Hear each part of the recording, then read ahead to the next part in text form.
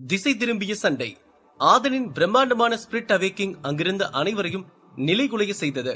அங்கு இருந்தவர்களில் மைதிலி மற்றும் நவயுகனை தவிர யாராலும் அந்த ஆற்றலை தாங்கிக் கொள்ள முடியவில்லை.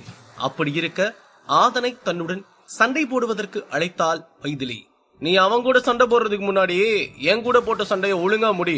உங்க அப்பனாலதான் நீ என்கிட்ட தோத்து போயிட்டான்னு இங்க யாரும் எதுவும் பேசிடக்கூடாது. உனக்கும் எனக்குமான இந்த சண்டை ஒரே நிலையிலையும் ஒரே பலத்திலையும் இருக்கிற 2 பேருக்குமான சண்டை. இப்ப முறையா சரியா சண்டைய முடிக்கணும் என்றான் நவயுகன். இப்போ உன் பிரச்சனை என்ன? உன் கூட போட்ட சண்டையில எங்க அப்பாக்காக தான் நான் தோத்து போனேன்னு இந்த ஊர் பேசக்கூடாது.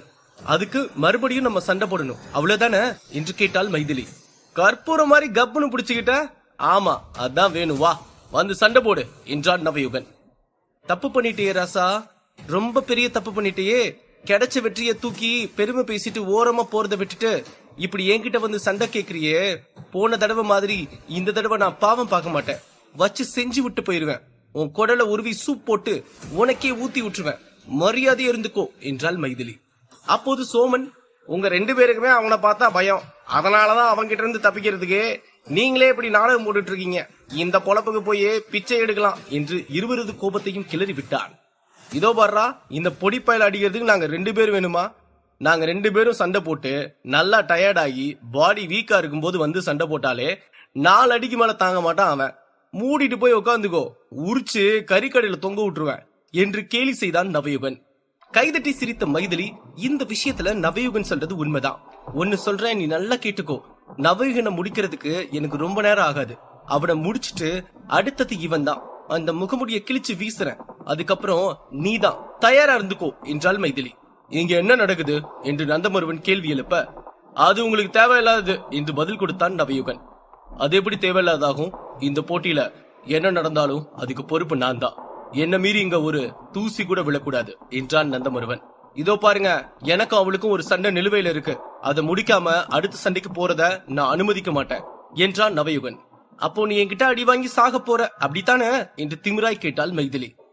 அடி வாங்கி சுருண்டு விழுந்த கோல நீ பேச்சப்பாரு, அடங்கு என்று நவயுகன் சொல்ல, இப்பவும் அதான் சொல்றேன், நான் உன்கிட்ட தோத்துட்டதாவே இருக்கட்டும், அப்படியே போயிரு, மறுபடியும் சண்டை இழுத்து தேவையில்லாம அசிங்கப்படாத என்று கர்வமாக எச்சரித்தாள் மைதிலி. இப்போ உங்களுக்கு என்னதான் பிரச்சனை, என்னதான் வேணும் என்று நந்தமருவன் வினவ, நீங்க இங்க இருந்து போயிட்டு ஒரு 1/2 மணி நேரம் கழிச்சு வாங்க. வரும்போது அந்த சத்திரபதியும் கூட்டிட்டு வாங்க, வந்து அவர் பெத்ததை அள்ளிட்டு போக சொல்லுங்க என்றான் நவயுகன். நவயுகன் பேசிய வார்த்தைகள் மிகவும் மோசமாக இருந்ததால் கோபத்தில் நவயுகனை அடித்தாள் மைதிலி. அந்த எதிர்பாராத தாக்குதலை தடுப்பதில் ஒரு 20 மீட்டர் பின்னோக்கி சென்றார் நவயுகன். இருவரும் அவரவர் ஸ்பிரிட்டுகளை அவேக் செய்தனர். நந்தமருவனுக்கு ஒன்றும் புரியவில்லை. ஆனால் இந்த சண்டையை தடுப்பது முற்றிலும் வீண் என்று மட்டும் புரிந்தது. நவயுகனும் மைதிலியும் சண்டை போட போகிறார்கள் என்று அமர்ந்திருந்த ராஜகுருக்கள், ஆசான்கள் மற்றும் அரசர்கள் ஆகியோருக்கு தெரிந்ததும் ஒரே சலசலப்பு நிலவியது. மைதிலி இந்த முறையும் அடிவாங்கி உயிருக்கு போராட போகிறாளா என்று அச்சமடைந்தார் சத்ரபதி. இந்த முறை போட்டியில் எளிதில் மைதிலியை நவயுகன் ஜெயித்து விடுவான் என்றும் இந்த வெற்றி மிகப்பெரிய களங்கத்தை சால்வன் வம்சத்தின் மீது ஏற்படுத்திவிடும் என்றும் ஹரியுகன் சந்தோஷப்பட்டார். ஆனாலும் உன் குடும்பத்துல இருக்கவங்களுக்கு ரொம்ப தான் தைரியம்யா. பெத்த பொண்ணை காப்பாத்த நீ மாரடைப்பு வந்த மாதிரி சமாளிச்சதுக்கு அப்புறமும், அடி வாங்கி அசிங்கமா மயக்கம் போட்டு விழுந்ததுக்கு அப்புறமும் எப்படிதான் தைரியமா மறுபடியும் சண்டைக்கு கூப்பிடறாளோ உன் பொண்ணு. ரொம்ப தைரியம்யா, ரொம்ப தைரியம், கத்துக்கிடணும் என்று கேலி செய்து சிரித்தார் ஹரியுகன். இதற்கு எந்த பதிலும் அளிக்காமல் நடப்பதை வேடிக்கை பார்த்துக் கொண்டிருந்தார் சத்ரபதி. சண்டை திசை மாறி மீண்டும் நவயுகனுக்கும் மைதிலிக்கும் இடையே அரங்கேறப் போவதை நினைத்து சற்று குழம்பினான் ஆதன். மைதிலி மற்றும் நவயுகன் இருவருக்கும் சண்டை மீண்டும் தொடங்கியது. இந்த முறை மைதிலி தன் ஸ்பிரிட்டின் அதிதீவிர சக்தி வாய்ந்த உருமாற்றமான பழுப்பு நிற நெருப்பை கொண்டு வந்து அதை வைத்து தாக்குதல் நடத்த முடிவு செய்தாள். அதே சமயம் 2 நாட்களாக தொடர்ச்சியாக தன் ஸ்பிரிட்டை அவேக் செய்ததன் விளைவாக நவயுகன் சற்று தளர்வாகவே காணப்பட்டான். இருவருமே சக்தி வாய்ந்த உடல்நிலையில் இல்லை. சண்டை தொடங்கி இருவரும் ஸ்பிரிட்டை அவேக் செய்ய சண்டை மிகவும் மும்முரமாக சென்றது. ஒருவரை ஒருவர் தாக்கிக் கொள்ளும் போது இருவருக்கும் பயங்கர காயங்கள் ஏற்பட்டது. சுற்றி இருந்தோர் பார்வையில் இந்த போட்டியிலேயே மிகவும் மோசமான சண்டையாக இது கருதப்பட்டது. பொறுமை இழந்த நவயுகன் தடுப்பாற்றல் கலையை மறந்துவிட்டு சரமாரியாக தாக்கத் தொடங்கினான். இதுதான் சரியான நேரம் என்று தன் பழுப்பு நிற நெருப்பை கைகளின் வழியாய் உமிழ தயாரானாள் மைதிலி. கூட்டத்தில் எங்கேயோ ஒரு மூலையில் உட்கார்ந்திருந்த பூங்குழலி நடந்த அனைத்து குழப்பங்களையும் பார்த்து மனம் வருந்தினாள். இவ்வளவு சிறியவர்களிடம் எவ்வளவு வன்மத்தை விதைத்துள்ளது இந்த சூழல் என்று மனவேதனை அடைந்தாள். தன் கனவு உலகமான அமைதி உலகம் என்பது உருவாகாமலே போய்விடுமோ என்று நினைத்து வருந்தினாள். இந்த வருத்தத்தின் காரணமாகவே அவள் இவ்வளவு நாட்களாக எந்த போட்டியிலும் தலைகாட்டாமல் ஒதுங்கியே இருந்தாள். இப்போது இங்கே தன் தம்பிக்காக வந்து தன் மனநிலையை உருகுலைத்துக் கொண்டாள் பூங்குழலி. சோமனுக்கு நடப்பது எதுவும் பிடிக்கவில்லை. ஆனாலும் தன்னால் முடிந்தவரை அங்கு கலகரத்தை உண்டு செய்ய வேண்டும் என்ற மனநிலையோடும் வன்மத்தோடும் உட்கார்ந்திருந்தான். இருவரின் சண்டையும் மிக தீவிரமாக இருந்தது. சண்டையில் ஜெயிப்பவர் ஆதனுடன் சண்டை போட நேரிடும். இதை நினைத்து ஆதன் ஜெயிக்கப் போவது யார் என்ற ஆவலுடன் அந்த தீவிரமான சண்டையை உற்று நோக்கிக் கொண்டிருந்தான். கொஞ்சம் கொஞ்சமாக இருவரும் வலுவை இழக்கத் தொடங்கினார்கள். ஆனால் மைதிலியின் அந்த பழுப்பு நிற நெருப்பு சக்தி மைதிலிக்கு ஒரு நல்ல விஷயமாக அமைந்திருந்தது. அந்த பழுப்பு நிற நெருப்பு சக்தியை பல சமயங்களில் தாக்குப்பிடிக்க முடியாமல் பல வகை காயங்களுக்கு ஆளானான் நவயுகன். ஒரு கட்டத்தின் தன் உடலில் இருந்து துணி பாதி எரிந்து கைகால் முழுக்க தீக்காயங்களுடன் எழுந்திருக்க முடியாத நிலைமைக்கு தள்ளப்பட்டான் நவயுகன். கிட்டத்தட்ட வெற்றி மைதிலிக்குத்தான் என்று முடிவாகிவிட்டது. தோல்வியை அவ்வளவு எளிதில் ஒப்புக்கொள்ள விருப்பமில்லாத நவயுகன் தன்னிடம் மீதமிருந்த மொத்த சக்தியும் ஒன்றிணைத்து கடைசியாக ஒரு தாக்குதலை நடத்த முடிவு செய்தார். அதற்கு ஏற்றால் போல் அங்கிருந்து சற்று விலகி தனது மனதை ஒருநிலைப்படுத்தி தன்னிடம் இருந்த சக்தியை மொத்தமாய் கொண்டு வந்து தன் லைன் ஸ்பிரிட்டை அவேக் செய்து மைதிலியை தாக்க ஓடினான். மைதிலி பீனிக்ஸ் ஸ்பிரிட்டை எடுத்துக்கொண்டு பழுப்பு நிற நெருப்பையும் கையில் ஏந்தி கொண்டு நவயுகனை தாக்க விரைந்தாள். இருவரும் மோதியதில் அங்கு ஒரு சிறிய பூகம்பமே நிகழ்ந்தது. இடி இறங்கியது போல் இருந்தது. அது ஆதனின் டிராகன் ஸ்பிரிட் அவேக்கிங் அளவிற்கு மிகவும் பயங்கரமானதாக இல்லாமல் இருந்தாலும் இதுவும் ஓரளவுக்கு நல்ல தாக்கத்தையே ஏற்படுத்தியது. அந்த வெடிப்பின் வெளிச்சத்தில் என்ன நடந்தது என்று தெரியாமல் காத்திருந்த அனைவரும் வியப்புக்கு உள்ளானார்கள். நவயுகன் ஒரு மூலையில் வலியில் கைகால்களை தூக்க முடியாமல் படுத்து கிடந்தான். மறுபுறம் மைதிலி ஒரு சில காயங்களுடன் ஒரு மூலையில் படுத்து கிடந்தாள். மைதானமே அமைதியானது. மெல்ல தன் மயக்க நிலையில் இருந்து எழுந்தாள் மைதிலி. அவள் எழுந்திருக்கும் போதே தட்டுத்தடுமாறி நவயுகனும் எழுந்தான். மைதிலியின் இந்த அரும்பெரும் சக்தியை பார்த்து ஊரே மிரண்டது. அதுவரை நவயுகன் தான் இந்த சுற்று வட்டாரத்திலேயே மிகப்பெரிய வீரராக கருதப்பட்டான். அவனை மிஞ்சிய ஒரு வீராங்கனை மக்களின் முன் எழுந்து நிற்பது மிகவும் அபூர்வமாக அவர்களுக்கு தெரிந்தது. மெல்ல கரகோஷங்கள் எழுந்தன. தன் வாழ்நாளில் வந்த மிகப்பெரிய வெற்றியாக இதை மைதிலி கருதினாள். ஆனால் அந்த சமயத்தில் மெல்ல எழுந்து வந்தான் நவயுகன்.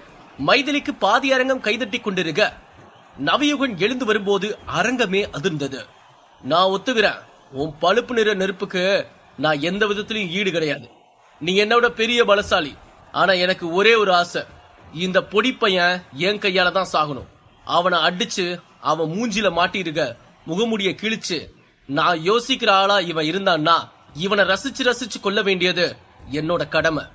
என்னால உன் கூட சண்டை போட முடியாதுன்னு இல்ல, ஆனா உன்னை விட இவன் தான் எனக்கு இப்போ ரொம்ப முக்கியமா தெரியறான். கண்டிப்பா நீயும் நானும் இன்னொரு சண்டை போடுவோம். இன்னைக்கு நடந்த மாதிரியே இன்னொரு நாள் நடக்காது என்று வீராப்பாய் தன் தோல்வியை ஒப்புக்கொண்டான் நவயுகன். நவயுகன் குறிப்பிடும் அளவிற்கு இந்த முகமுடி போட்டவன் யார்? இவனுக்கும் நவயுகனுக்கும் என்ன பிரச்சனை? இவ்வளவு பலவீனமான பிறகும் மாபெரும் டிராகன் ஸ்பிரிட்டை அந்த முகமுடி மனிதனிடம் பார்த்த பிறகும் ஏன் நவயுகன் அவனுடன் சண்டை போட வேண்டும் என்று ஆவலாக இருக்கிறான் என பல கேள்விகள் கூட்டத்தினரிடையே சலசலப்பை ஏற்படுத்தியது. டேய், நான் நினைக்கிறாள் நீயா இல்லையான்னு எனக்கு தெரியாது. நீ யாரா இருந்தாலும் உன் முகமுடியை கிழிச்சு உன்னை கொலை பண்ணி உன் தோலை மாலையா போட்டுக்க போறேன். ஏன் தெரியுமா? இந்த உலகத்திலேயே திமிரா இருக்கிறதுக்கு தகுதியா இருக்கிற ஒரே ஆள் நான் மட்டும்தான். என்னை விட ஒருத்தனுக்கு திமிரு ஜாஸ்தியா இருந்தா அவனை நான் கொன்றுவேன். வாடா, வந்து என் கூட சண்டை போடு என்று நவயுகன் ஆதனை சண்டைக்கு உசுப்பி விட்டான். நான் அடிச்சா நீ செத்துருவடா என்று ஆதன் திமிராய் பதில் கூற, இந்த திமிருக்காகவே உன்னை கொல்லணும்டா என்று சொல்லிவிட்டு ஆதனின் மீது சீறி பாய்ந்தான் நவயுகன். நவயுகனின் திடீர் தாக்குதலை எதிர்பாராத ஆதன் அதிலிருந்து நூதனமாக தப்பித்து எளிதில் நவயுகனின் வயிற்றில் ஒரு அடி கொடுத்தான். ஆதனின் இந்த மாதிரியான தாக்குதலை பார்த்த ஹரியுகன் அதிர்ச்சி கலந்த வியப்பில் மூழ்கினார். இது யுகன் வம்சாவளியோட ரகசிய கலையாச்சு. இது எப்படி இந்த முகமுடி போட்டவனுக்கு தெரிஞ்சிருக்கு? ஒருவேளை இந்த முகமுடி போட்டவன் சூரிய யுகனோ? அப்படின்னா அவையே அவனோட சொந்த அண்ணாவை அடிக்க போறான். ஒருவேளை இந்த இடைப்பட்ட காலத்துல ரெண்டு பேருக்குள்ள ஏதாவது பிரச்சனையா? இருந்தாலும் சூரிய யுகன் கிட்ட இவ்வளவு பெரிய சக்தி கிடையாதே. யார் இவ? ஆச்சரியத்துக்கு மேல ஆச்சரியமா கொடுத்துட்டு இருக்கான் என்று ஆதனை வியந்து பார்த்தார் ஹரியுகன். இது என் தம்பியோட தாக்குதல் முறையாச்சு. இது எப்படி இவனுக்கு தெரிஞ்சது? ஒருவேளை நம்ம தம்பி கூட தான் சண்டை போட்டுட்டு இருக்கணும். இல்ல, தம்பி கிட்ட இருந்து எடுத்துட்டு வந்த குறிப்புகளை வச்சு நம்ம கூட சண்டை போட்டுட்டு இருக்கான் இவன். யார் இவன் என்று தனக்குள் பேசிக் கொண்டான் நவயுகன். இந்த உண்மையை கண்டறிய சண்டையை தவிர வேறு வழி இல்லை என்று நவயுகன் உணர்ந்தான். அதனால் மீண்டும் அதே இடத்தில் தாக்க முற்பட்டான். ஆனால் இந்த முறை வேறொரு யுக்தியை பயன்படுத்தி நவயுகனின் கைகளை முறுக்கி கீழே தள்ளிவிட்டான் ஆதன். நவயுகனும் அடிவாங்கி ஒரு 20 அடி தள்ளி போய் விழுந்தான். நவயுகனை இவ்வாறு எல்லோரும் அடித்துக் கொண்டிருப்பது சிந்துவிற்கு மிகவும் மன வருத்தத்தை கொடுத்தது. நவயுகனும் எப்படியாவது எதையாவது செய்துவிட்டு அங்கிருந்து தப்பித்து தன்னுடன் வந்துவிட வேண்டும் என்று ஆசைப்பட்டாள் சிந்து.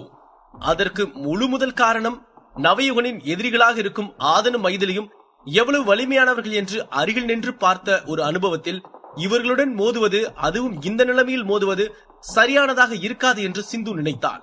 நவயுகனை பொறுமையாக வைத்து அடித்து துவைத்துக் கொண்டிருந்தான் ஆதன். இந்த வாய்தான பேசிச்சு, இத உடைச்சிட்டா எல்லாம் சரியா போயிரும்ல என்று கடுமையான தொனியில் ஆதன் நவயுகனை பார்த்து சொன்னான். ஆதனின் அடிகளை நவயுகனால் தாங்க முடியவில்லை. முன்னரே வலுவிழந்து இருந்த நவயுகன் தற்போது ஆதனின் அடிகளால் மேலும் படுகாயமடைந்தான். மறுபுறம் ஆதன் மிகவும் வலிமை வாய்ந்தவனாக அங்கிருந்தவர்களுக்கு தெரிந்தான். இன்னும் சொல்ல போனால் ஆதனை அகாடமிக்குள் எடுப்பது கிட்டத்தட்ட உறுதியானது. மிகவும் வலுவிழந்த நிலையில் நவயுகன் ஏதும் செய்ய முடியாமல் கீழே விழுந்தான். அவன் உடலில் இரத்த காயங்கள் பெரிய அளவில் இருந்தது. இப்படியே போயிரு, உனக்கு அதான் நல்லது, தேவையில்லாம அடி வாங்கி சாகாத என்று ஆதன் நவயுகனை எச்சரித்தான். நடப்பது ஒரு வகையில் சோமனுக்கு சங்கடமாக இருந்தாலும் அங்கு கலகத்தை உண்டு செய்வதை தவிர வேறு ஏதும் செய்ய முடியாத நிலையில் இருந்தான் சோமன். இப்போது மைதிலியும் களத்தில் ஆதனுக்கு எதிரில் நேருக்கு நேராக நின்றார். ஆதனும் மைதிலியும் சண்டை போடுவார்களா? யார் தேர்ச்சி பெற்று உள்ளே போக போகிறார்கள்? சோமன் போட்டி முடிந்தவுடன் அங்கிருந்து கிளம்பி சென்று விடுவானா? தெரிந்து கொள்ள இணைந்திருங்கள் பாக்கெட் எஃப்எம் உடன்.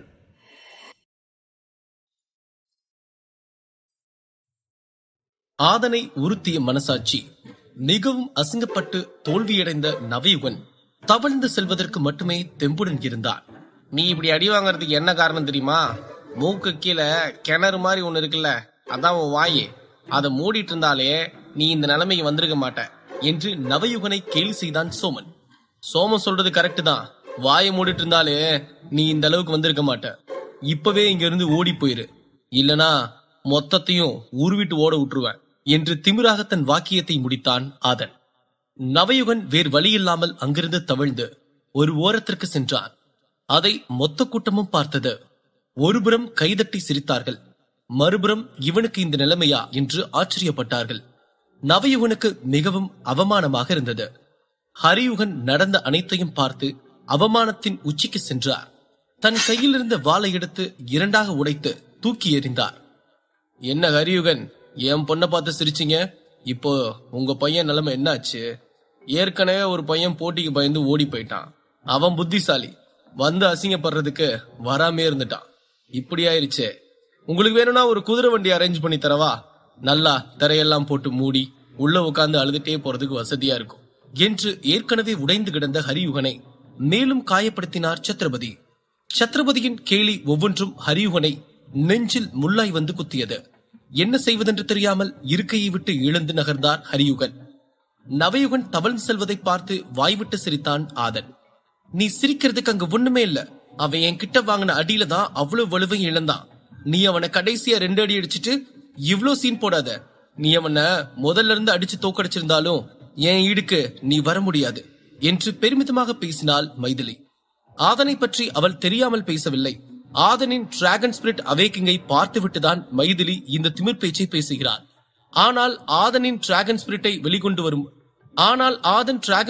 வெளிக்கொண்டு வரும்போதே கார்முகில் கதிரவன் ஓடிவிட்டதால் டிராகன் ஸ்பிரிட்டின் வலிமையை குறைத்து எடை போட்டு விட்டாள் மைதிலி.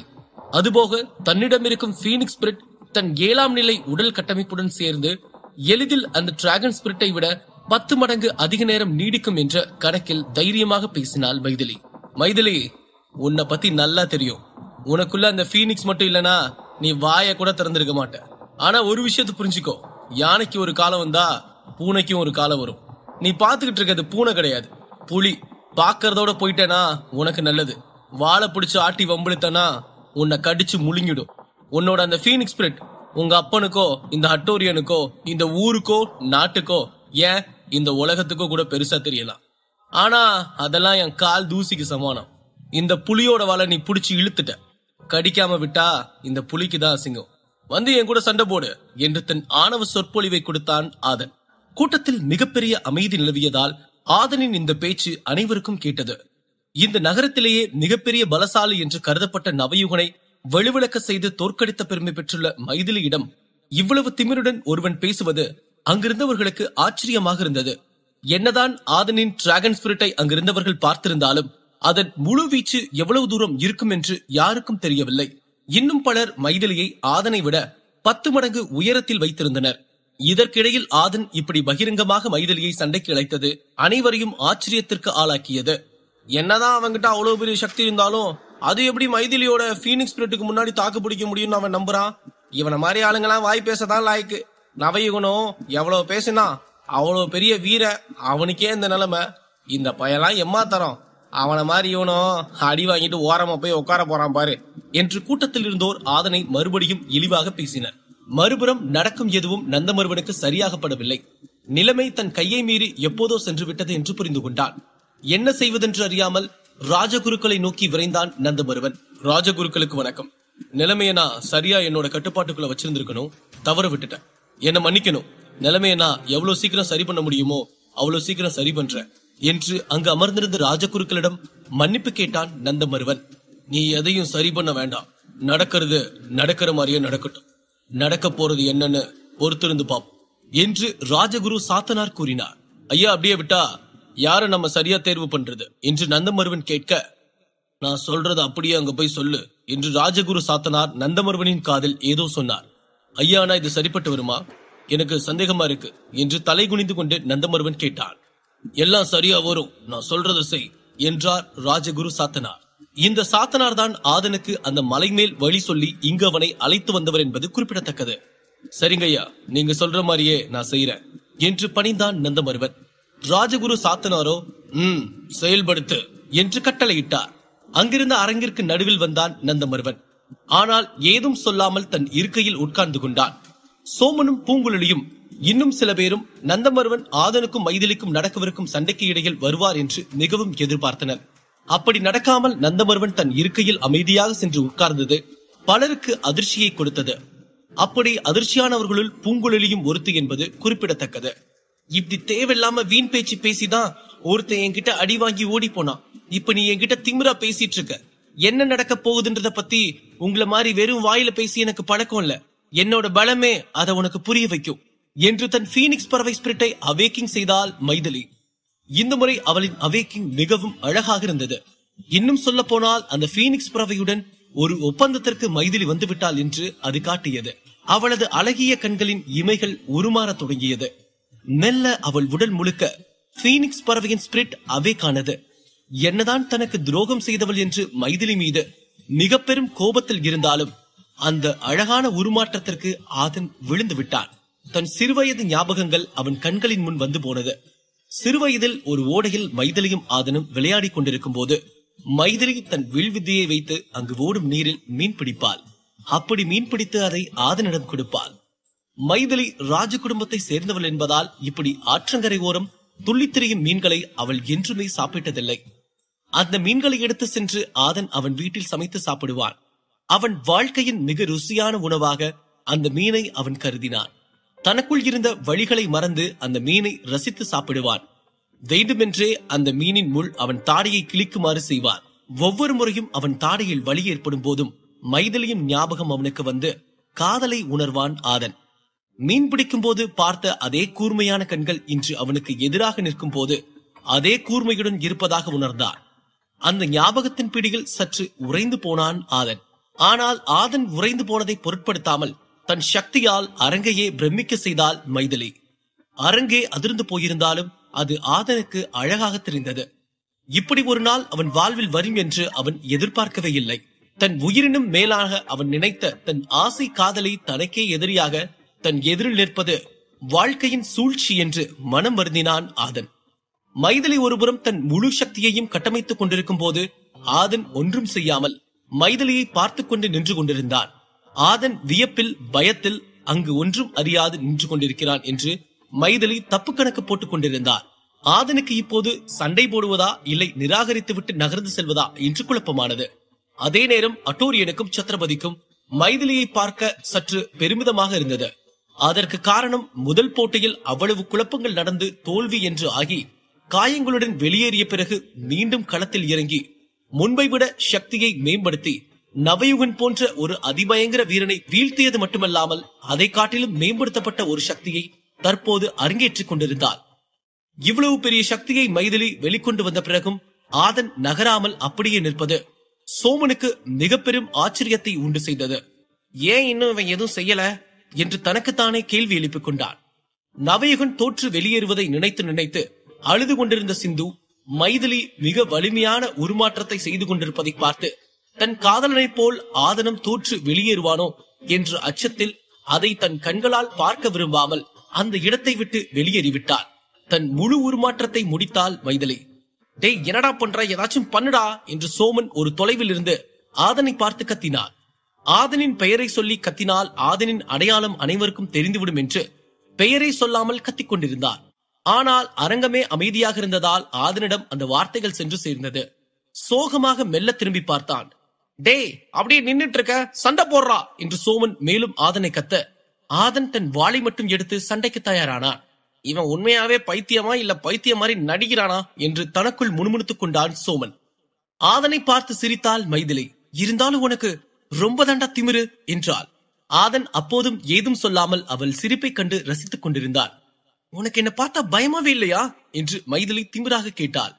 ஆதன் ஏதும் சொல்லாமல் ஒரு சிறிய புன்னகை செய்தான். அந்த புன்னகை மைதிலியை மிகவும் கோபப்படுத்தியது. என்ன பார்த்து சிரிக்கிறியா நீ என்று கோபத்தில் ஆதனை அடித்தாள். ஆதன் 200 மீட்டருக்கு அப்பால் தூக்கி வீசப்பட்டான். ஆதன் கண்களை திறக்கும் போது ஒரு வெள்ளை மேக கூட்டத்திற்கு மத்தியில் எழுந்தான். அங்கு ஒரு கண்ணாடி இருந்தது. ஆதன் இறந்துவிட்டு சொர்க்கத்திற்கு வந்து விட்டதாகவே நினைத்தான். அந்த கண்ணாடியை நோக்கி மெதுவாக நடந்தான். வா, நீ வருவாய் என்று எதிர்பார்த்தேன் என்று கண்ணாடியில் அந்த முகமுடி அவனிடம் பேசியது. யார் நீ? என்னோட இது? நான் செத்துட்டனா என்று பதட்டத்துடன் ஆதன் பல கேள்விகளை கேட்டான். இது உன் மனசு, நான் தான் உன் மனசாட்சி என்றது அந்த கண்ணாடியில் தெரிந்த முகமுடி. அடிக்கடி நீ திசை மாறி போய் தப்பான வழியில சிக்கிக்கிறதால நான் உன்கிட்ட இருக்கேன். நீ தப்பு பண்ணா விளைவுகள் மோசமா இருக்கும். உன்னை சரி பார்க்கத்தான் உன்கிட்ட என்ன அனுப்பியிருக்காங்க. நீ எப்போலாம் சொதப்புறியோ அப்போலாம் நான் உன்கிட்ட வந்து பேசுவேன் என்றது அந்த முகமுடி. சரி, இப்ப என்ன செஞ்ச? ஏன் இங்க வந்த? எனக்கு அங்க போட்டி இருக்கு, நான் போகணும் என்று ஆதன் மேலும் பதறினான். பதறாத, நீ இந்த போட்டியில ஜெயிக்கணும். அதுக்கு முதல்ல பங்கேற்கணும். அது மட்டும் இல்லாம நீ மனச ஒரு நிலையா வச்சிருக்கணும் என்றது அந்த முகமுடி. அதெல்லாம் எனக்கு தெரியும், அதையே இங்க கூப்பிட்டு சொல்ற என்று ஆதன் கேட்க, எல்லாம் தெரிஞ்சதுனாலதான் இப்படி அடி வாங்கி ஓரமா உட்கார்ந்துட்டு இருக்கியா என்று அந்த முகமுடி பதில் கேள்வி கேட்டது. அது நான் எம்ஜிஆர் மாதிரி 3 அடி வாங்கிட்டு தான் திருப்பி அடிப்பேன் என்று ஏதோ உளறினான் ஆதன். உன்னையே நீயே ஏமாத்திக்கலாம், ஆனா என்னை ஏமாத்த முடியாது, ஏன்னா நான் உன் மனசாட்சி என்றது அந்த முகமுடி. சரி, ஆமா, பழைய காதல் கொஞ்சம் கண்ணை கட்டிருச்சு, அதுக்கு நான் இப்ப என்ன பண்ணணும்? காதல் பண்றது தப்பா என்று நெஞ்சை நிமிர்த்தினான் ஆதன். நீ என்கிட்ட கோவப்படுறதுனால சல்லி பைசாக்கு பிரயோஜனம் இல்ல. நான் உனக்கு உதவி பண்ணதான் இங்க இருக்க. என்ன நீ எவ்வளவு தூரம் கேட்டு நடந்துக்கிறியோ அவ்வளவு தூரம் நல்லது என்றது அந்த முகமுடி. சரி சொல்லு, நான் இப்ப என்ன பண்ணணும் என்று ஆதன் கேட்க, நீ சண்டை போடணும். அவங்கதான் உன்னை அவமானப்படுத்தினவங்க, மறந்துடாத. உன் சக்தி என்ன, நீ யாரு, யாரோட புள்ள எல்லாத்தையும் சொல்லாம அந்த செயல்ல காட்ட இது ஒரு அற்புதமான வாய்ப்பு, பயன்படுத்திக்கோ, தவற விட்டுறாத என்றது அந்த முகமுடி. ஆனா நான் காதலிச்ச பொண்ணு, அவளுக்கு காதல் இல்லைனாலும் எனக்கு இருக்கு, அவளை எப்படி நான் தாக்க முடியும்? எனக்கு உறுத்துதே என்றான் ஆதன். நீ இப்போ இத பண்ணலனா எப்பவுமே நீ ஒரு தோத்து போன முட்டாளாதான் இருப்ப. இதுக்காகவா நீ இவ்வளவு கஷ்டப்பட்ட? உன்னை எவ்வளவு அசிங்கப்படுத்தினாங்க, உன்னை வச்சு அவங்க எப்பவுமே முன்னேறினாங்க. ஆனா நீ அவங்களுக்கு பாவம் பார்த்துட்டு அவங்க மேல அன்பு செலுத்தி உதவாக்கரையா முட்டாளா வாழ்க்கையை வாழ்ந்துகிட்டு இருக்க. நீ அவளை அடிச்சு தாக்கு, அதுதான் நமக்கு நல்லது என்றது அந்த முகமுடி. நமக்கா என்று ஆதன் கேட்க, நீயும் நானும் வேற இல்லடா என்று அந்த முகமுடி பதில் கொடுத்தது. திடீரென்று ஒரு பெரிய மின்னல் ஒளி போர்க்களத்தை வெட்ட ஆதன் மீண்டும் போர்க்களத்தில் கண் விழித்தான். ஆதன் தன் காதலை தாண்டி போட்டிக்கு ஆயத்தமாவானா? டிராகன் ஸ்பிரிட்டை அவேக் செய்வானா? வெற்றி பெறப்போவது யார்? தெரிந்து கொள்ள இணைந்திருங்கள் பாக்கெட் எஃப்எம் உடன்.